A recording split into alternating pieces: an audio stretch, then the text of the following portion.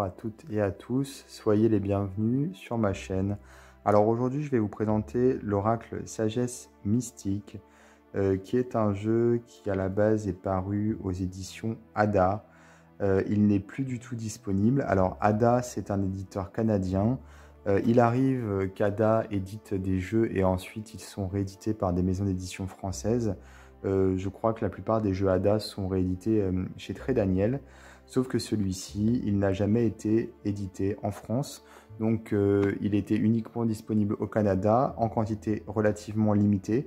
Ada souvent sort des jeux en petite quantité, voilà, ils en impriment très peu.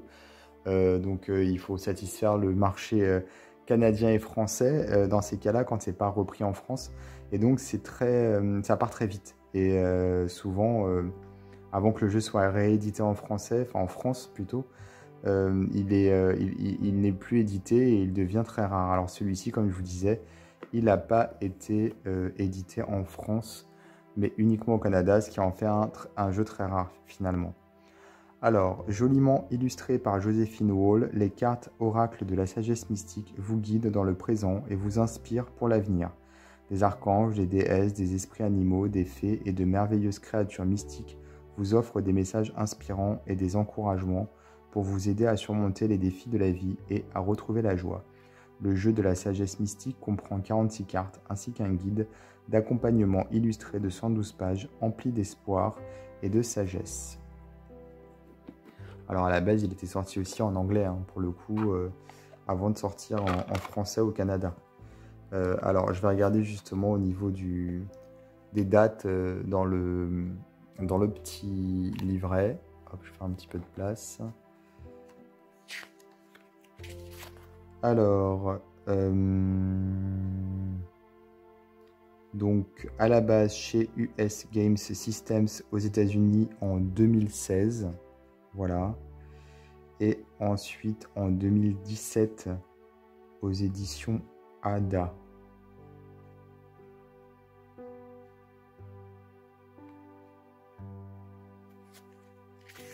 Alors le livret, donc comment utiliser les cartes de la sagesse mystique. Et ensuite les significations des cartes. Donc on a le nom de la carte, une petite phrase en dessous et un texte d'interprétation avec un mantra à chaque fois. Voilà. Donc on a toutes les cartes. Et à la fin, on a des méthodes de tirage. Ici la créatrice et ici l'illustratrice. Voilà. Alors les cartes ne sont pas numérotées, donc c'est pour ça que ici dans le guidebook on a toutes les cartes dans la table des matières qui sont classées par ordre alphabétique et qu'on peut donc retrouver avec le numéro de la page en face. Comme elles n'ont pas de numéro, forcément c'est plus facile, sinon on les retrouve pas. Alors je vais faire un zoom pour que vous puissiez mieux voir les cartes. Voilà.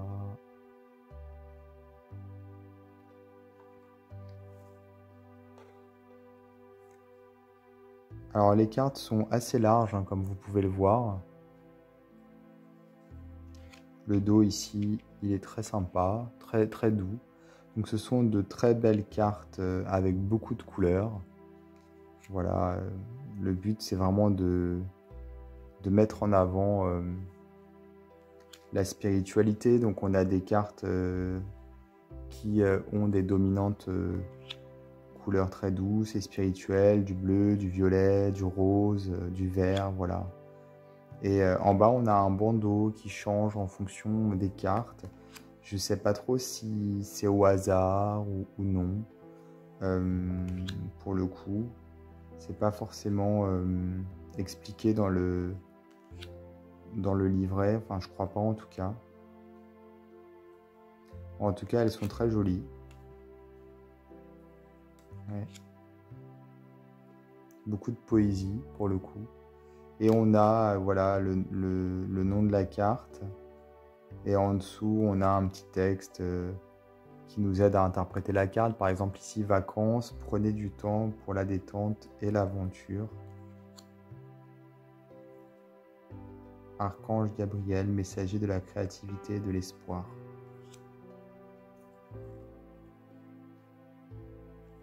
Alors les cartes sont brillantes. Là on doit pouvoir, voilà, on le voit ici avec les reflets.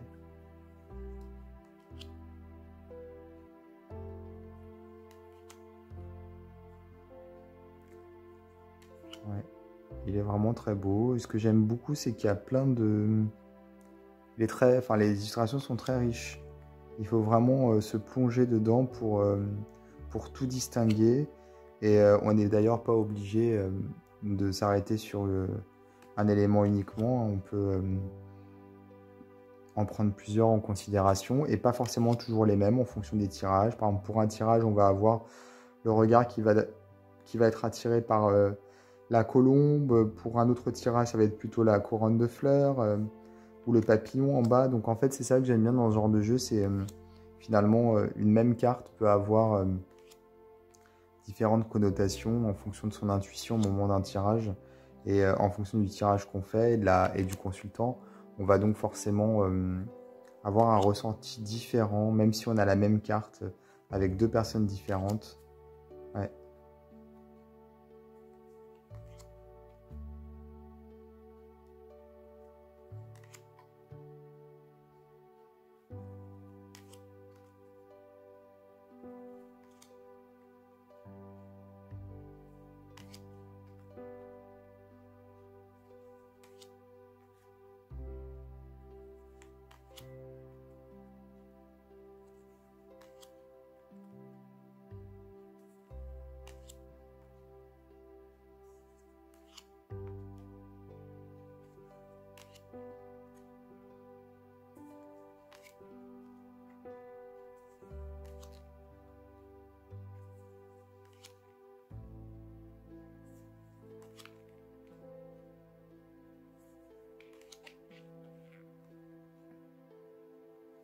Donc voilà pour cet oracle de la sagesse mystique qui est vraiment très très joli.